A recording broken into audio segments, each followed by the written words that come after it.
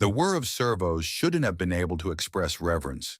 Yet as the towering, half-metal human lowered his posture, the precise angle of his shoulders spoke of a grief Zirin had only ever read about. It was the physical language of survival bridging the void between two radically different species. A ghost of the Chronos Rift returns to pay a generations-old debt.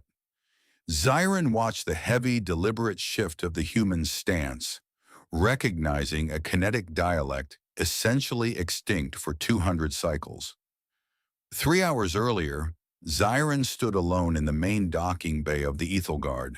The deep, rhythmic thrum of the station's grav engines vibrated through the floor plating, humming against his sensory nodes. They were floating deep within the cinder veil, a neutral expanse of dust and dead stars, me waiting for the human vessel horizon. It was supposed to be a standard scientific exchange, just data, polite nods, and shared star charts. Truth is, Zirin dreaded it. As an archivist, his mind was forever anchored to the past, weighed down by the darkest stain on his people's historical record.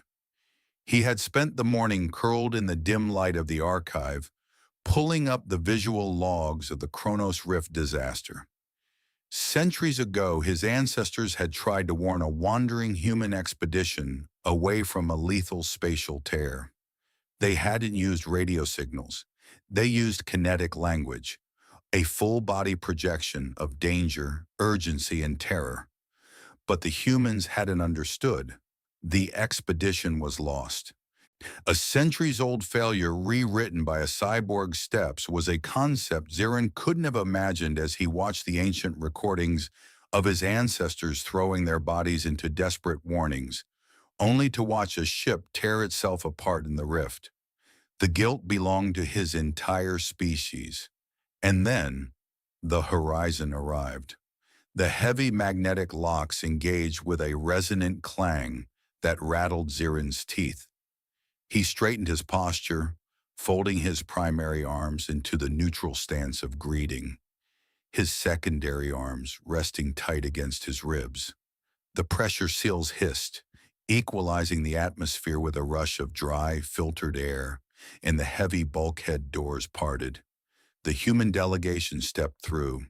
They were so fragile-looking, wrapped in environmental suits and armored plates.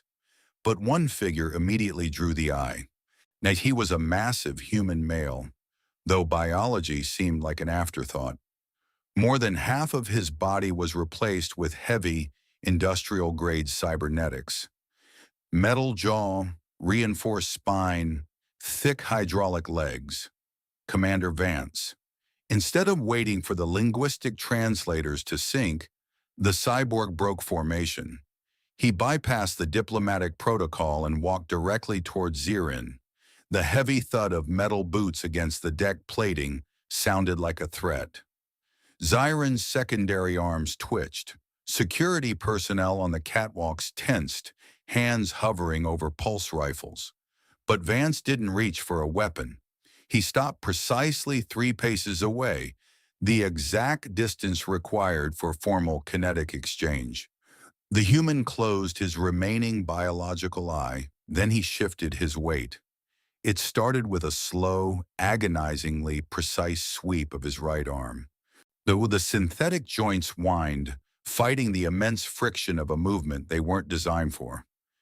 He dropped to one knee, angling his heavy metal torso, curling his neck inward to expose the vulnerable base of his skull.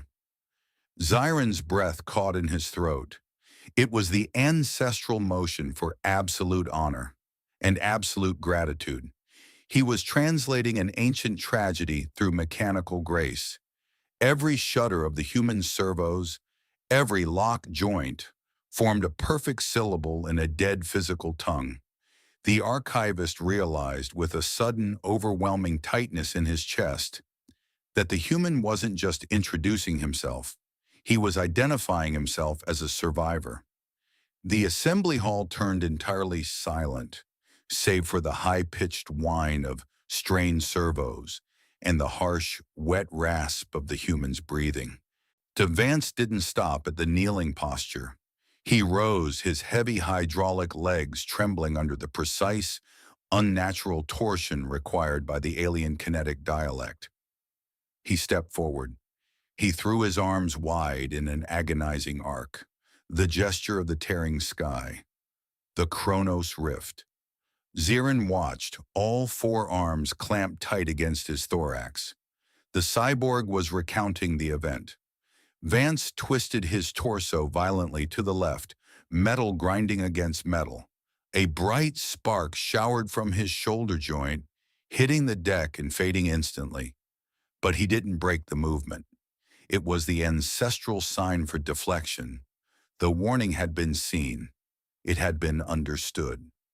The desperate, flailing bodies of Zirin's ancestors in the void hadn't been a wasted effort. The human's movement sketched a chaotic trajectory away from the spatial tear, a violent course correction that directly enabled the rescue of his crew. The cost of the sequence was visible physical destruction. Heat radiated from the cyborg's chassis, hitting Zirin's sensory nodes in waves. Synthetic fluid hissed and wept from an overstressed knee joint, leaving a dark trail on the sterile plating. Still, Vance pushed through the exhaustion. He finished the exhaustive physical sequence with a shuddering drop of his entire massive frame, bowing deeply before the Archivist. He stayed there, head lowered, machinery clicking as it tried to cool. It turned out the human delegation schedule was flexible.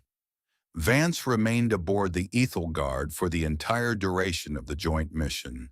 Every rotation, he walked the curved corridors.